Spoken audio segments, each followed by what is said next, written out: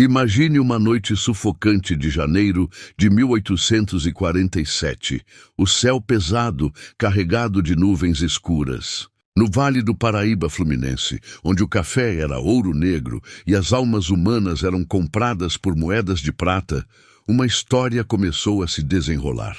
Uma história que ninguém ousava contar em voz alta.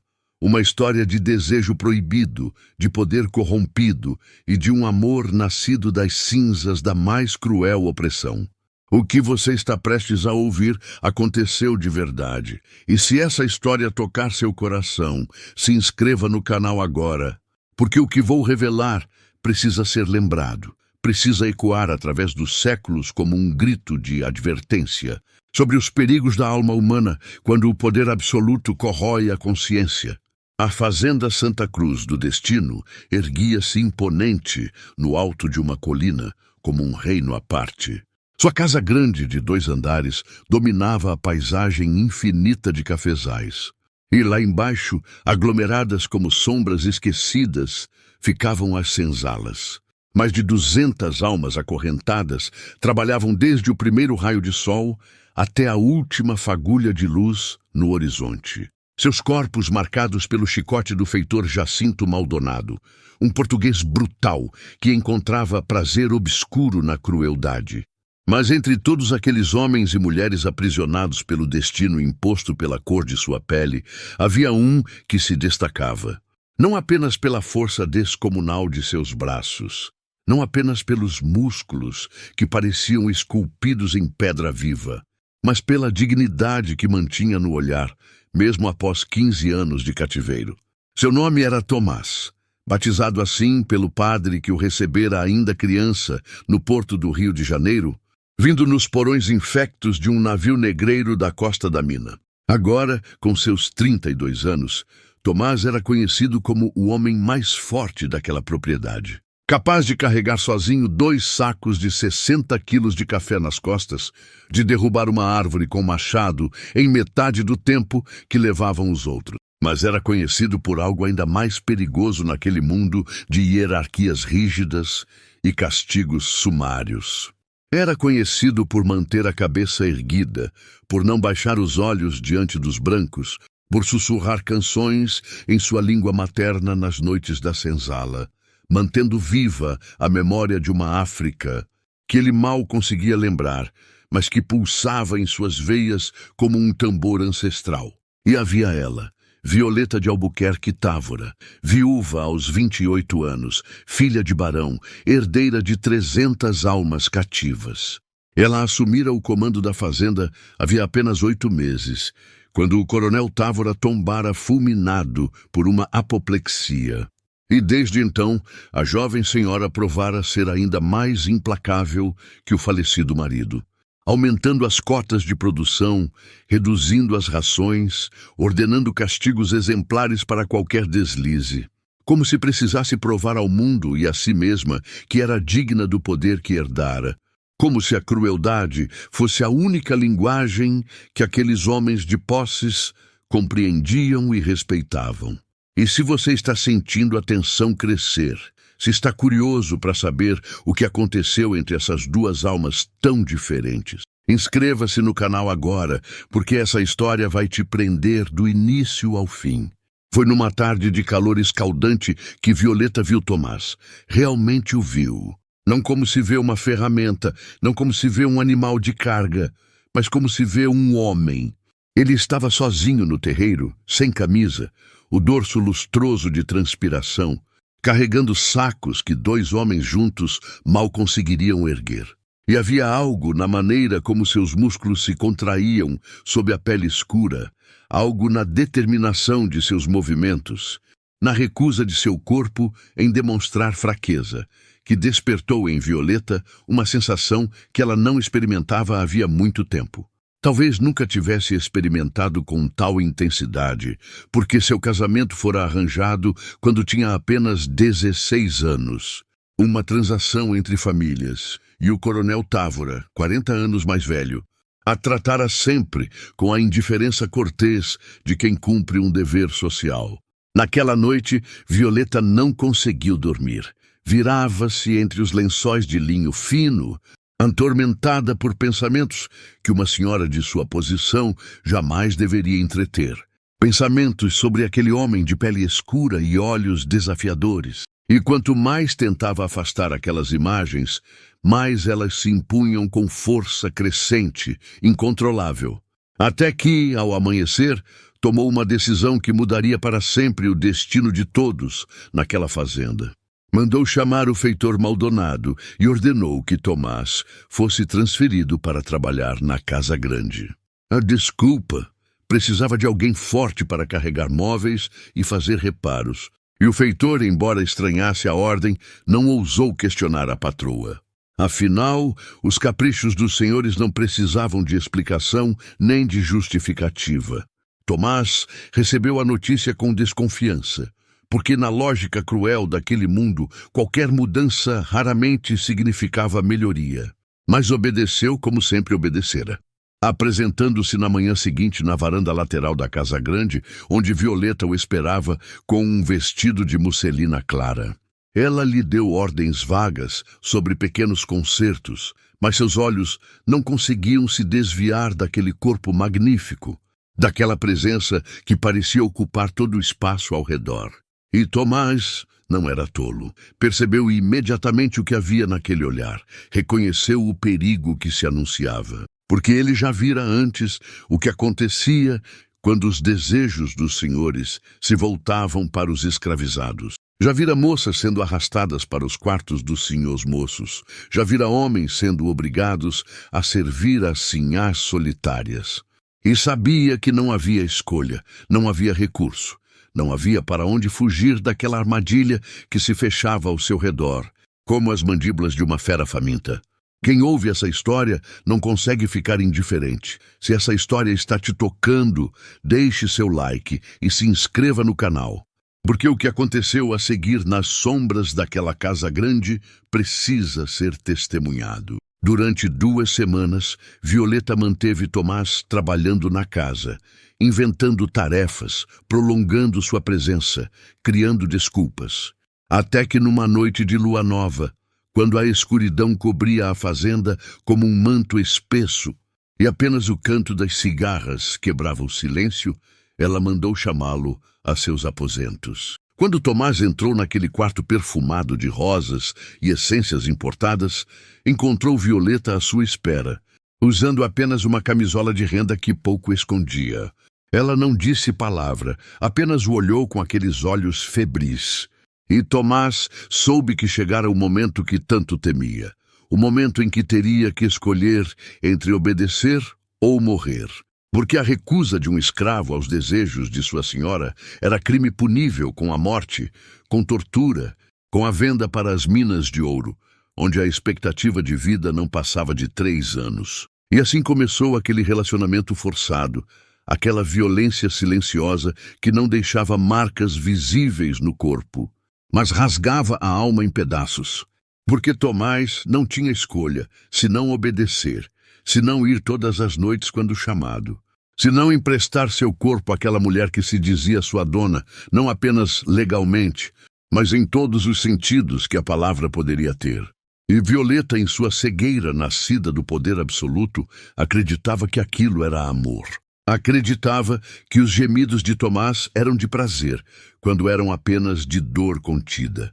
Acreditava que o silêncio dele era cumplicidade, quando era apenas a resignação de quem não tem voz nem vez. Enquanto isso, na senzala, corria o rumor do que estava acontecendo. E os outros escravizados olhavam para Tomás com uma mistura de piedade e inveja. Piedade pelo que ele estava sendo forçado a suportar. Inveja porque ao menos ele dormia em cama macia e comia da comida da casa grande. Mas Tomás não queria nem a cama, nem a comida. Tomás queria apenas ser livre. Queria acordar um dia e descobrir que tudo não passara de um pesadelo horrível. Queria lavar seu corpo daquelas mãos brancas que o tocavam como se ele fosse propriedade, como se seu corpo não lhe pertencesse, como se não houvesse nada de errado em usar outro ser humano como instrumento de prazer, sem jamais perguntar se ele consentia, se ele desejava, se ele sofria. Essa história está te impactando? Então se inscreva no canal agora. Compartilhe com quem precisa ouvir, porque histórias como essa não podem ser esquecidas. Mas havia alguém que sofria ainda mais com aquela situação. Seu nome era Maria Benedita, uma mucama de 22 anos que trabalhava na casa grande desde criança, de pele cor de canela e olhos doces como mel. E Maria amava Tomás há mais de 3 anos. Amava-o em silêncio, com aquele amor impossível dos que não têm direito nem mesmo a seus próprios sentimentos. E agora via o homem que amava sendo consumido noite após noite pela sinhá Violeta. Via a luz se apagando em seus olhos, via sua alma sendo estraçalhada, e não podia fazer nada além de chorar em segredo e rezar a São Benedito para que aquele martírio terminasse de alguma forma. Passaram-se 6 meses, 6 meses de noites intermináveis. 6 meses em que Tomás se tornou uma sombra do homem que fora, calado, distante, como se tivesse deixado sua alma em algum lugar remoto, onde as mãos de Violeta não pudessem alcançá-la. E foi então que aconteceu algo inesperado, algo que nem mesmo Violeta, com todo o seu poder, poderia controlar.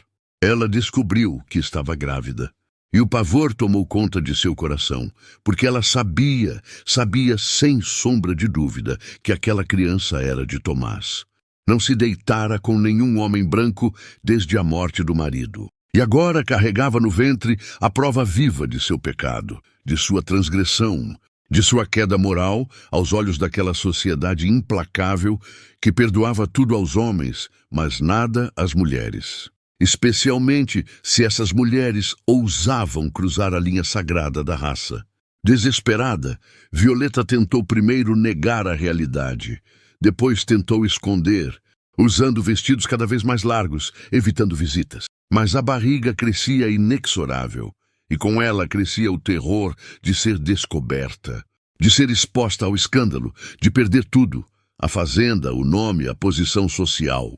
Porque na lógica daquela sociedade escravocrata, era perfeitamente aceitável que os senhores violassem suas escravas e gerassem filhos mulatos que trabalhavam lado a lado com seus pais na lavoura. Mas era imperdoável, abominável, motivo de desonra eterna que uma senhora branca se deitasse com um escravo negro, mesmo que esse ato fosse pura imposição de poder.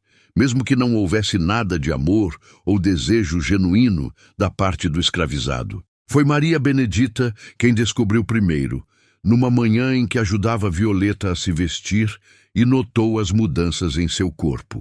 Os olhos das duas mulheres se encontraram, e naquele instante passou entre elas um entendimento terrível. Maria sabia de tudo. Sabia que aquela criança era de Tomás, e Violeta sabia que Maria sabia. E um medo novo se instalou no coração da senhora, porque agora sua sorte estava nas mãos de uma escrava, nas mãos de alguém que tinha todos os motivos do mundo para querer sua destruição. A história está chegando num ponto crucial. Se você quer saber como isso termina, se inscreva no canal agora e ative o sininho, porque o desfecho vai te surpreender. Mas Maria Benedita, apesar de toda a dor que carregava, apesar de todo o amor não correspondido por Tomás, era uma mulher de fé profunda, criada nos ensinamentos do Padre Honório, que visitava a fazenda uma vez por mês e pregava sobre perdão e misericórdia. Mesmo sabendo que aquelas palavras cristãs eram usadas pelos senhores para manter os escravizados submissos, Maria acreditava genuinamente que o perdão era possível, que a redenção existia. E quando Violeta a chamou em particular e lhe implorou, pela primeira vez na vida, baixando-se ao nível de implorar a uma escrava, para que guardasse segredo, Maria concordou. Mas fez uma exigência, uma única exigência que Violeta não esperava. Maria pediu que Tomás fosse libertado, que recebesse sua carta de alforria e permissão para partir. Porque Maria sabia que mesmo que a criança nascesse e o segredo fosse mantido, Tomás jamais se recuperaria daquela situação enquanto permanecesse ali, enquanto fosse obrigado a olhar todos os dias para o fruto de sua violação. Violeta resistiu inicialmente, porque em sua mente distorcida ainda acreditava que Tomás era seu, que tinha direito sobre ele. Mas Maria foi firme. Disse que ou Tomás ganhava a liberdade, ou ela contaria tudo ao Dr. Menezes, o advogado que cuidava dos negócios da fazenda. E Violeta sabia que não tinha escolha, que estava encurralada, que pela primeira vez em sua vida privilegiada, não era ela quem ditava as regras do jogo. 3 dias depois, numa cerimônia breve e sem testemunhas, Tomás recebeu sua carta de alforria. O papel amarelado onde estava escrito que ele não era mais propriedade de ninguém, que era livre para ir e vir. E quando ele segurou aquele documento em suas mãos trêmulas, não sentiu a alegria que sempre imaginara sentir naquele momento. Sentiu apenas um vazio imenso, como se parte de sua alma tivesse sido arrancada e jamais pudesse ser recuperada. Porque a liberdade que recebia vinha manchada, vinha suja, vinha como pagamento por meses de humilhação e abuso. Maria Benedita foi até ele na noite anterior à sua partida. Encontrou-o sentado sozinho perto do rio que cortava a propriedade. E ali, sob as estrelas que testemunhavam em silêncio o sofrimento dos homens, ela lhe contou tudo. Contou sobre a gravidez de Violeta, sobre o acordo que fizera, sobre o amor que sempre sentira por ele em silêncio. E Tomás chorou. Chorou pela primeira vez desde que chegara àquela fazenda 15 anos antes. Chorou por tudo que perdera, pela dignidade roubada, pela inocência destruída. Mas chorou também de gratidão por aquela mulher pequena e frágil, que fora mais forte do que ele poderia imaginar, que usara a única arma que tinha para lhe dar o que ele mais desejava. E naquela noite, à beira do rio, Tomás e Maria Benedita se abraçaram. E naquele abraço havia mais amor verdadeiro do que em todos os meses que ele passara nos braços de Violeta. Porque era um amor livre, escolhido, não imposto pelo chicote invisível do poder. Tomás partiu ao amanhecer, levando apenas a roupa do corpo e a carta de alforria dobrada no bolso.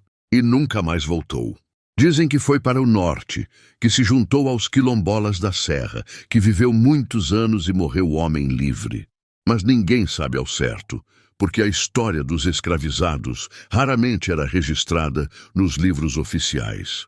Suas vidas e mortes importavam tão pouco quanto as folhas que caem das árvores e se decompõem na terra, sem deixar rastro.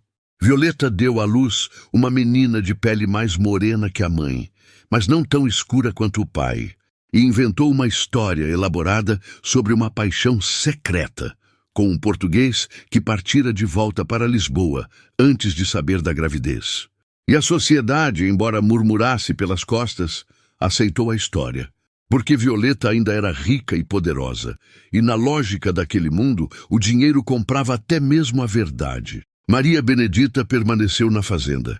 Criou a menina Clara como se fosse filha própria.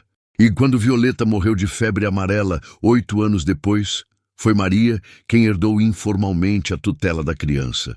Porque no testamento, Violeta reconhecera, ainda que de forma velada, a dívida que tinha com aquela mulher, que guardara seu segredo e salvara sua reputação. Esta história de dor e resistência, de amor proibido e liberdade conquistada a preço tão alto, precisa ser contada e recontada. Precisa ecoar através dos séculos, como lembrança de que a dignidade humana não pode ser comprada, vendida ou violada, sem deixar cicatrizes profundas na alma de uma nação inteira. Porque o Brasil foi construído sobre essas histórias de sangue e lágrimas, sobre esses amores impossíveis e essas violências silenciadas. E só quando olharmos de frente para esse passado, quando dermos voz aos que foram calados, quando reconhecermos a humanidade plena daqueles que foram tratados como objetos, só então poderemos começar a curar as feridas que ainda sangram em nossa sociedade. As feridas da desigualdade, do racismo, da objetificação do corpo negro. Porque Tomás, Maria Benedita e milhões como eles não foram apenas vítimas, Foram sobreviventes, foram guerreiros que resistiram com as armas que tinham. A fé, a solidariedade, a esperança teimosa de que um dia, talvez não para eles, mas para seus filhos ou netos, a liberdade verdadeira seria possível. E essa esperança, contra todas as probabilidades, contra toda a crueldade de um sistema que tentou destruí-los, essa esperança prevaleceu e chegou até nós. E agora cabe a nós honrar sua memória, contando suas histórias, mantendo viva a chama da justiça. Se essa história tocou seu coração, se inscreva no canal agora, ative o sininho, compartilhe esse vídeo, porque essas vozes não podem ser esquecidas. Mas a história de Tomás e Maria não termina aqui. Há muito mais a ser contado sobre as vidas que foram transformadas por aquele momento decisivo naquela fazenda do Vale do Paraíba. Clara, a menina nascida daquele encontro forçado, cresceu sob os cuidados amorosos de Maria Benedita, sem nunca saber a verdade completa sobre suas origens. Maria lhe contava histórias sobre um pai português nobre, que amara sua mãe intensamente, mas fora chamado de volta à Europa por deveres familiares. E Clara crescia acreditando nessa narrativa romântica, sem imaginar a violência e a dor que marcaram sua concepção. Mas Maria sabia. Maria carregava aquele peso todos os dias. Cada vez que olhava para os olhos da menina, via neles um reflexo dos olhos de Tomás. A mesma determinação, a mesma centelha de dignidade que ninguém conseguira apagar completamente. E embora seu coração doesse pela ausência do homem que amara, Maria encontrou propósito em criar aquela criança, em dar-lhe o amor e a liberdade que Tomás nunca tivera. Inscreva-se no canal para conhecer mais histórias como essa. Histórias que revelam a complexidade e a humanidade profunda que existiam mesmo nos momentos mais sombrios da nossa história. Com a morte de Violeta, a fazenda Santa Cruz do Destino passou por transformações significativas. Os parentes distantes de Violeta assumiram a administração, mas Maria conseguiu garantir, através de documentos legais deixados por Violeta, que Clara seria educada como uma jovem senhora da sociedade. A menina aprendeu francês, piano, bordado, todas as habilidades esperadas de uma jovem de boa família. Mas Maria também lhe ensinou outras coisas. Ensinou-lhe compaixão, ensinou-lhe a ver a humanidade em cada pessoa, independentemente da cor de sua pele ou de sua posição social. Nas noites quentes de verão, quando Clara não conseguia dormir, Maria lhe contava histórias.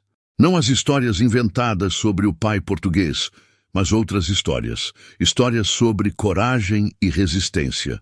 Histórias sobre homens e mulheres que mantinham a dignidade, mesmo nas circunstâncias mais cruéis.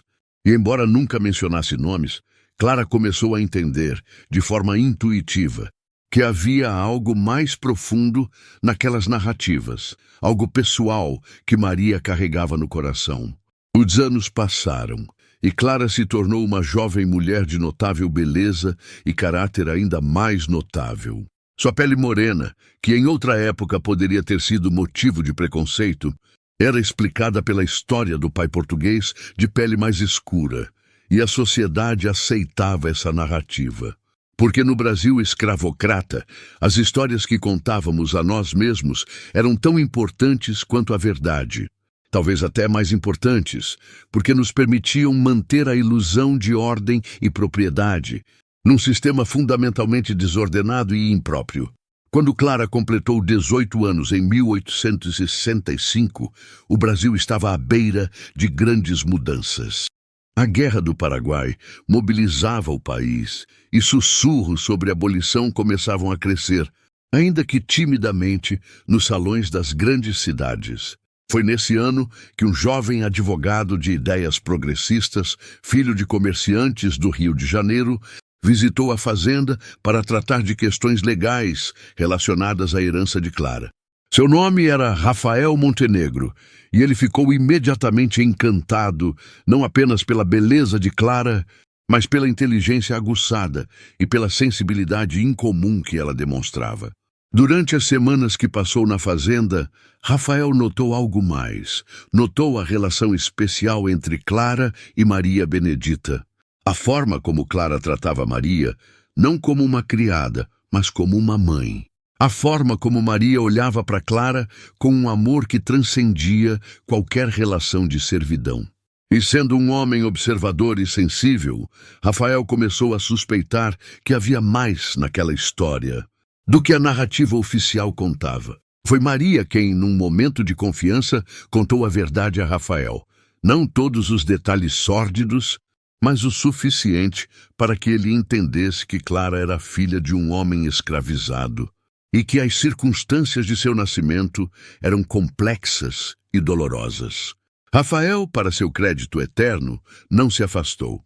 Ao contrário, sua admiração por Clara apenas cresceu, assim como seu respeito por Maria Benedita, que sacrificara tanto para proteger aquela jovem. E ele fez uma promessa a Maria naquela noite, que cuidaria de Clara, que a amaria não apesar de suas origens, mas reconhecendo que aquelas origens eram parte do que a tornava quem era. Se você está emocionado com essa história de amor, redenção e esperança, não esqueça de se inscrever no canal e deixar seu like. Compartilhe para que mais pessoas conheçam essas narrativas esquecidas. Rafael e Clara se casaram no ano seguinte, em 1866, numa cerimônia simples, mas emocionante. E Maria Benedita, pela primeira vez em sua vida, sentou-se não como uma serva, mas como mãe da noiva, num lugar de honra ao lado dos parentes de Rafael. Foi um pequeno ato de rebeldia contra as normas sociais, mas foi também um reconhecimento de que algumas ligações transcendem as categorias que a sociedade tenta nos impor.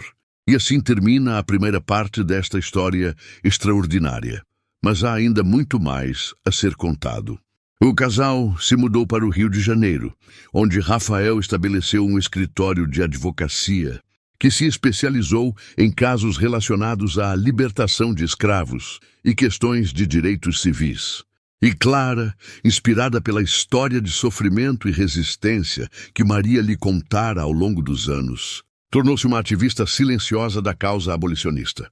Ela usava sua posição social para influenciar outras mulheres da elite, organizando encontros literários que, sob a fachada de discussões sobre poesia e romance, na verdade debatiam a imoralidade da escravidão e as formas de contribuir para sua abolição. Maria Benedita viveu com o casal até sua morte, em 1878, aos 58 anos. E em seus últimos dias, quando Clara segurava sua mão e lhe agradecia por tudo que fizera, Maria finalmente lhe contou toda a verdade. Contou sobre Tomás, sobre seu pai verdadeiro. Contou sobre a força e a dignidade daquele homem, sobre o amor impossível que ela sentira por ele e sobre o sacrifício que fizera para libertá-lo. Clara chorou. Chorou pela dor de sua mãe biológica, pela violência que gerara sua vida. Chorou pelo pai que nunca conhecera, pelo homem forte e digno que fora quebrado por um sistema cruel. Mas chorou também de gratidão por Maria, que escolhera o amor acima do ressentimento, a compaixão acima da vingança. E Maria, com sua última respiração, disse a Clara algo que a jovem carregaria pelo resto da vida. Você não é definida pelas circunstâncias de seu nascimento. Você é definida pelas escolhas que faz, pelo amor que oferece, pela justiça que busca. Seu pai era um homem livre em sua alma, mesmo quando seu corpo estava acorrentado. E você, minha filha, você é livre em todos os sentidos. Inscreva-se no canal agora para não perder as próximas histórias. Ative o sininho e compartilhe, porque essas narrativas de resistência e amor precisam continuar ecoando. Quando a Lei Áurea foi finalmente assinada em 1888, Clara tinha 41 anos. E naquele dia histórico, ela e Rafael estavam presentes na cerimônia no Rio de Janeiro, enquanto a princesa Isabel assinava o documento que oficialmente abolia a escravidão no Brasil. Clara pensava em Tomás, pensava no pai que nunca conhecera, mas que carregava em seu sangue. Pensava em Maria Benedita, que não vivera para ver aquele dia, mas que lutara por ele de formas silenciosas e poderosas. Pensava em sua mãe Violeta, uma mulher corrompida pelo poder absoluto, mas que ao menos reconhecera no final a humanidade daqueles que subjugara. E Clara entendeu naquele momento que sua própria existência era um testemunho vivo das complexidades e contradições daquele período terrível da história brasileira. Ela era, simultaneamente, fruto da violência e da redenção, da opressão e da libertação. E sua vida, dedicada à justiça e à compaixão, era a melhor forma de honrar todas aquelas almas e que sofreram para que ela pudesse existir. Mas a história não termina em 1888, porque as consequências da escravidão não desapareceram. Com a assinatura de um documento legal, Clara e Rafael dedicaram o resto de suas vidas a trabalhar por uma verdadeira igualdade. Não apenas a liberdade formal, mas o acesso à educação, a oportunidades, à dignidade. Eles fundaram escolas para crianças negras, ofereceram apoio legal gratuito a ex-escravizados que enfrentavam discriminação e exploração. Usaram sua influência social para desafiar as normas que mantinham a segregação informal, mesmo após a abolição oficial. E Clara nunca esqueceu a história de Tomás. Ela contou essa história a seus filhos e pediu que eles a contassem a seus netos, para que a memória daquele homem forte e digno nunca se perdesse completamente. Para que as gerações futuras entendessem que a liberdade pela qual lutavam não era abstrata, mas tinha rosto, tinha nome, tinha história. Enquanto você ouve essa história agora, você se torna parte dessa corrente de memória. Você se torna guardião dessas narrativas que não podem ser esquecidas. Por isso, inscreva-se no canal, compartilhe esse vídeo, deixe seu like. Porque cada vez que contamos essas histórias, honramos aqueles que sofreram, aqueles que resistiram, aqueles que escolheram o amor sobre o ódio, a compaixão sobre a vingança. Há algo profundamente comovente em saber que décadas após sua partida da Fazenda Santa Cruz do Destino, o legado de Tomás continuou vivo através de sua filha Clara. Embora ele nunca soubesse de sua existência, embora nunca tivesse conhecido seu rosto, a dignidade que ele manteve mesmo nas circunstâncias mais degradantes foi transmitida a ela, através das histórias de Maria Benedita. E essa é talvez a verdade mais poderosa desta narrativa, que a dignidade humana é indestrutível. Pode ser atacada, pode ser violada, pode ser pisoteada, mas não pode ser completamente destruída. Ela persiste, ela se transmite, ela se multiplica. E um dia, contra todas as probabilidades, ela prevalece. Clara viveu até 1923, alcançando a idade de 76 anos. E em seus últimos dias, rodeada por filhos, netos e bisnetos, ela contou mais uma vez a história de Tomás, de Maria Benedita e de Violeta. Contou com todos os detalhes, sem poupar as partes dolorosas, sem romantizar a violência. Porque ela entendia que somente confrontando a verdade completa de nosso passado, podemos construir um futuro melhor. E seus descendentes carregaram essa história adiante, contando-a em suas próprias famílias, mantendo viva a memória daqueles que vieram antes. Hoje, mais de 1,5 séculos depois daqueles eventos, na Fazenda Santa Cruz do Destino, ainda estamos lidando com as consequências da escravidão. Ainda enfrentamos desigualdades raciais profundas, ainda lutamos contra o racismo estrutural que permeia nossas instituições e nossa sociedade. Mas histórias como a de Tomás, Maria Benedita e Clara nos lembram de algo essencial, que a mudança é possível, que a redenção existe, que o amor pode triunfar sobre o ódio, que a justiça, embora tardia, pode eventualmente prevalecer. E essas não são apenas histórias do passado, são lições para o presente e inspiração para o futuro. Porque cada um de nós, em nossas próprias vidas e circunstâncias, enfrenta escolhas semelhantes àquelas que Maria Benedita enfrentou. Escolhemos a vingança ou o perdão. Escolhemos o ressentimento ou a compaixão. Escolhemos perpetuar ciclos de violência ou quebrá-los com atos de amor. Inscreva-se no canal para mais histórias que iluminam nosso passado e inspiram nosso futuro. Compartilhe esse vídeo com seus amigos e familiares, porque essas narrativas pertencem a todos nós. A Fazenda Santa Cruz do Destino não existe mais. Foi subdividida, vendida, transformada. A Casa Grande foi demolida décadas atrás. As senzalas há muito tempo desapareceram. Não há placas, não há monumentos, não há nada que marque fisicamente aquele local, onde tantas vidas foram vividas, tantas lágrimas foram derramadas, tanta dor foi suportada. Mas a história permanece, a memória persiste. E enquanto houver pessoas dispostas a contar essas histórias, dispostas a ouvir, dispostas a aprender, aquelas vidas não terão sido em vão. Tomás, onde quer que tenha morrido, merece ser lembrado não apenas como vítima, mas como um homem que manteve sua dignidade contra todas as probabilidades. Maria Benedita merece ser lembrada não apenas como a mulher que sofreu por amor não correspondido, mas como alguém que transformou aquele sofrimento em atos de compaixão e sacrifício.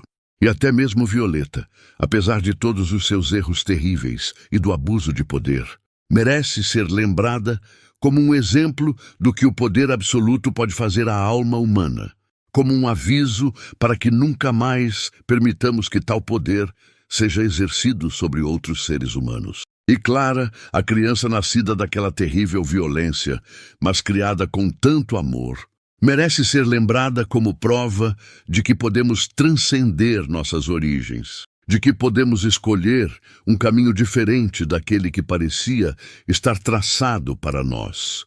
Essas são as histórias que precisamos contar. Essas são as narrativas que precisamos preservar. Não para viver no passado, mas para entender como chegamos ao presente e para ter sabedoria suficiente para construir um futuro melhor. Um futuro onde nenhum ser humano seja propriedade de outro. Onde o amor seja sempre escolha livre e não imposição de poder. Onde o amor seja sempre escolha livre e não imposição de poder. Onde a cor da pele não determine o valor de uma alma. Onde cada pessoa seja reconhecida em sua plena humanidade. Esse é o futuro pelo qual Tomás e seus irmãos e irmãs escravizados lutaram, sofreram e sonharam.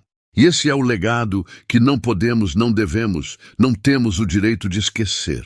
Porque esquecer seria trair aqueles que vieram antes de nós, seria desperdiçar as lições, que foram pagas com tanto sangue, tantas lágrimas, tanto sofrimento. E se essa história tocou seu coração, se ela fez você pensar, se ela fez você sentir, então você tem uma responsabilidade, a responsabilidade de não deixá-la morrer.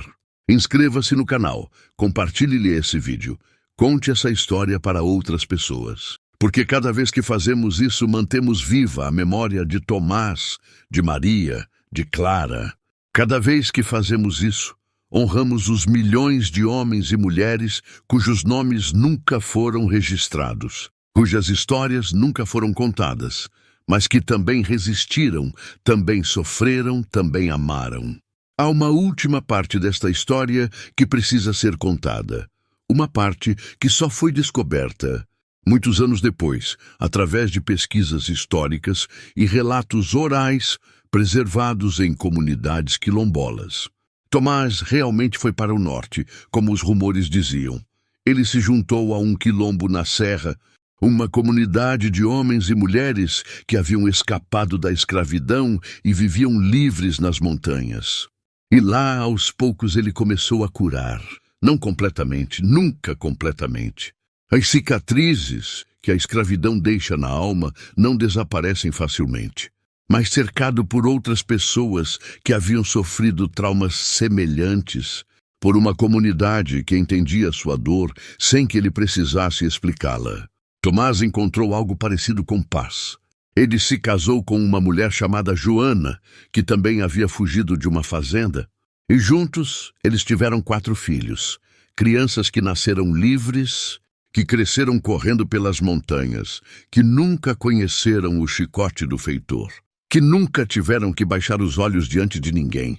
E quando Tomás olhava para seus filhos, Ele via o futuro que sempre sonhara. Um futuro onde a liberdade não era uma palavra vazia, mas uma realidade vivida a cada dia. Ele nunca soube de Clara, nunca soube que tinha uma filha no Vale do Paraíba.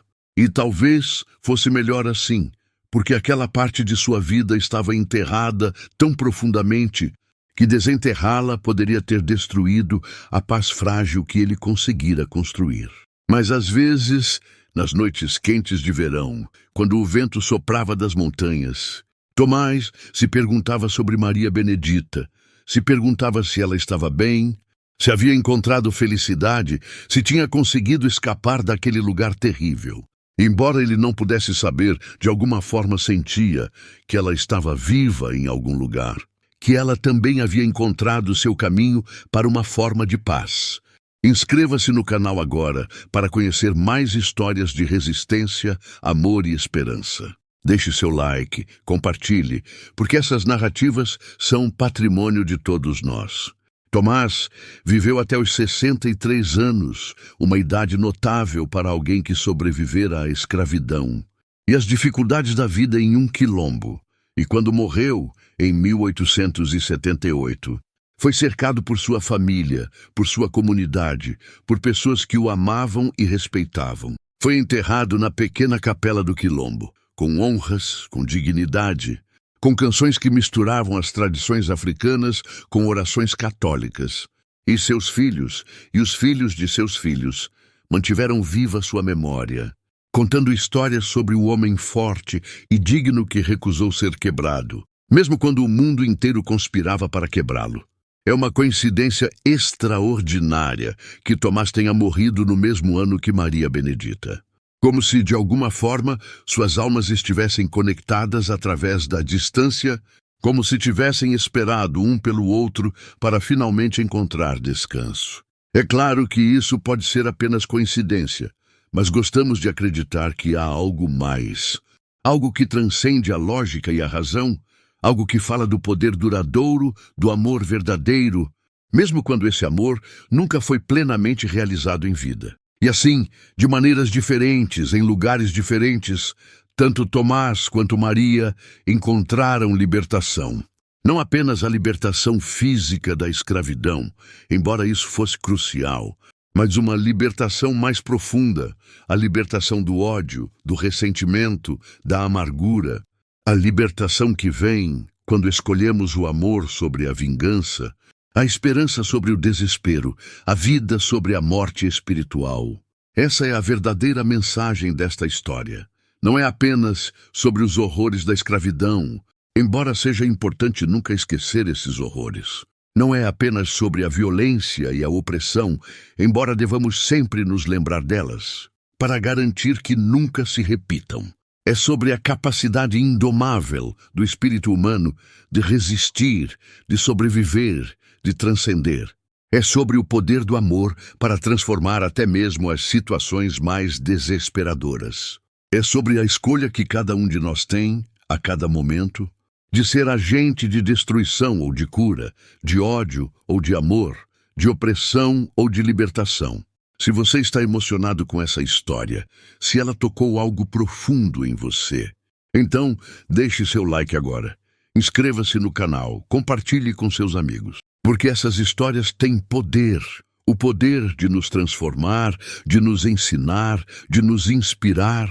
Hoje, os descendentes de Tomás ainda vivem naquela região montanhosa. O quilombo se transformou em uma comunidade reconhecida, com terras tituladas, com escolas, com orgulho de sua história e de seus ancestrais. E os descendentes de Clara também prosperam, espalhados pelo Brasil e pelo mundo. Muitos deles ativos em movimentos de justiça social, continuando o trabalho que ela começou. E embora essas duas famílias nunca tenham se conhecido, embora não saibam que são conectadas, através de um homem extraordinário que viveu há mais de um século, elas compartilham o mesmo legado, o legado da resistência, da dignidade, da esperança. Talvez um dia essas famílias se encontrem. Talvez alguém faça a pesquisa genealógica e descubra a conexão.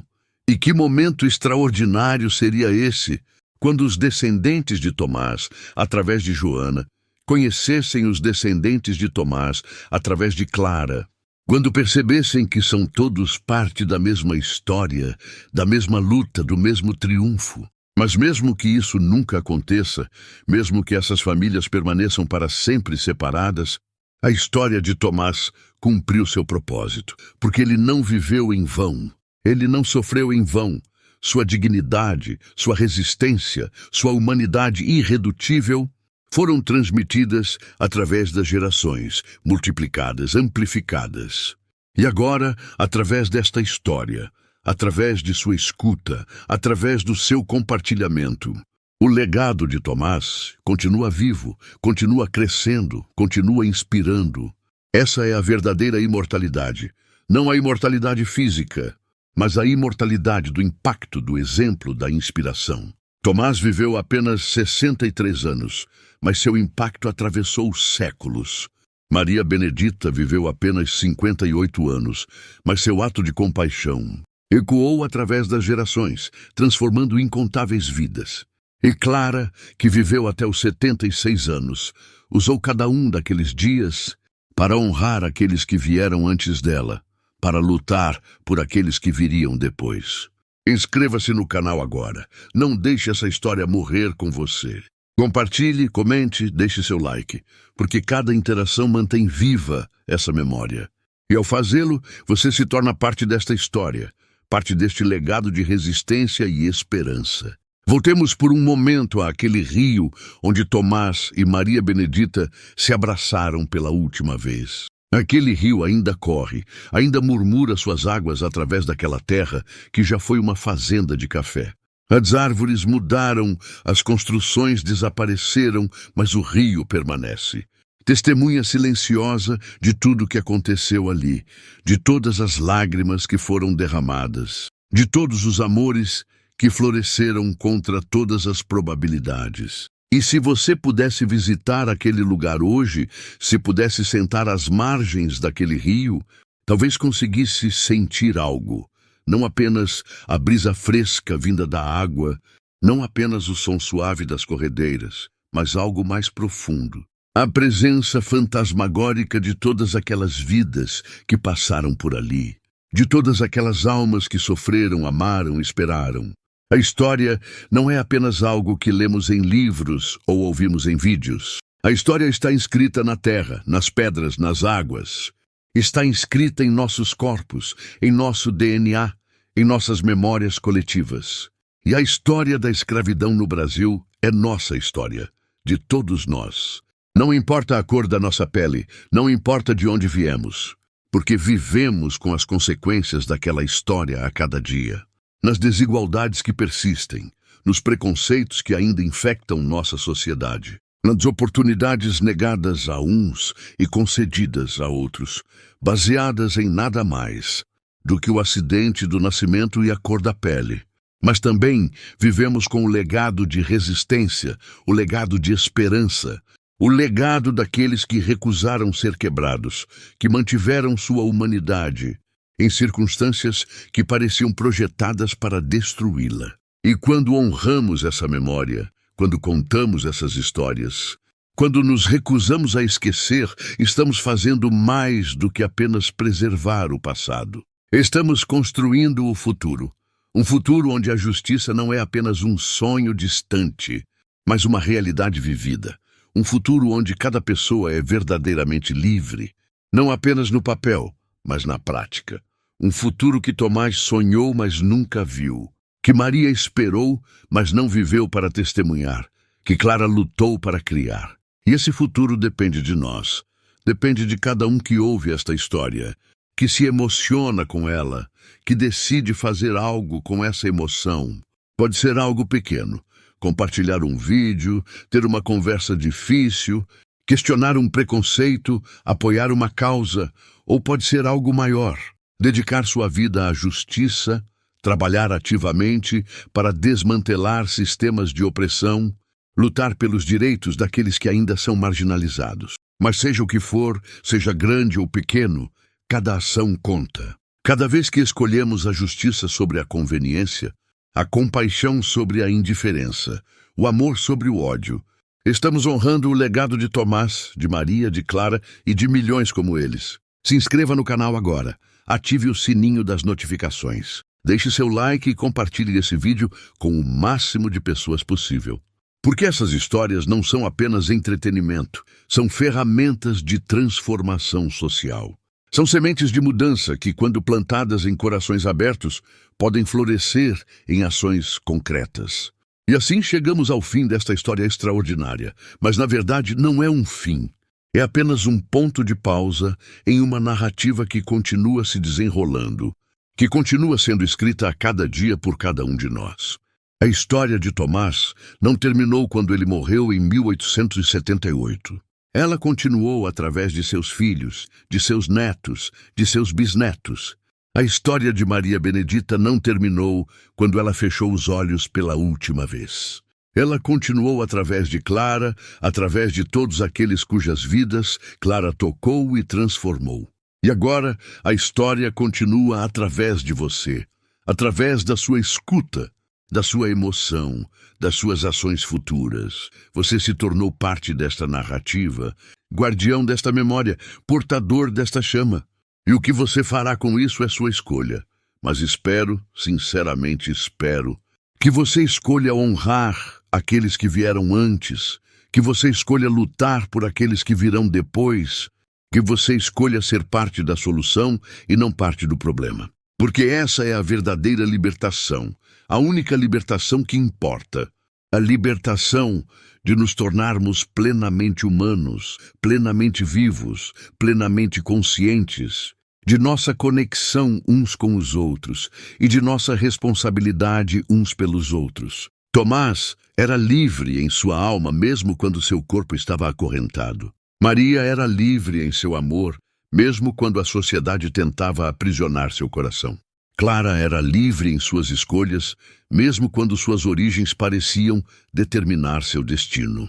E você também pode ser livre, livre para escolher o bem sobre o mal, a justiça sobre a injustiça, o amor sobre o ódio. Essa liberdade ninguém pode tirar de você, e quando você a exerce, quando você faz escolhas conscientes e éticas, você se torna parte da solução, parte da cura, parte da transformação que nosso mundo tão desesperadamente precisa.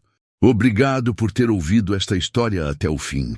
Obrigado por ter aberto seu coração, por ter permitido que essas vidas há muito passadas tocassem a sua. Agora, por favor, inscreva-se no canal, deixe seu like, compartilhe este vídeo. E mais importante, leve esta história em seu coração, deixe que ela te transforme. Deixe que ela te inspire, deixe que ela te motive a ser melhor, a fazer mais, a amar mais profundamente, a lutar mais corajosamente pela justiça.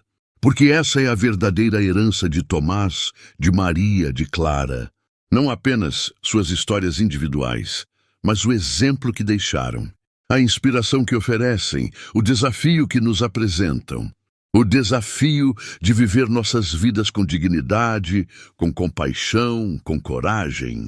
O desafio de nunca aceitar a injustiça como inevitável, de nunca tratar outro ser humano como menos do que plenamente humano, de nunca desistir da esperança de que um mundo melhor é possível. E com isso, chegamos verdadeiramente ao fim desta narrativa. Mas lembre-se, o fim de uma história é sempre o começo de outra. E a história que começa agora é a sua. É a história de como você responderá ao que ouviu, de como você permitirá que isso mude você, de como você usará essa inspiração para fazer do mundo um lugar melhor. Essa história está em suas mãos agora. Não a deixe cair. Não a deixe morrer. Carregue-a adiante. Compartilhe-a.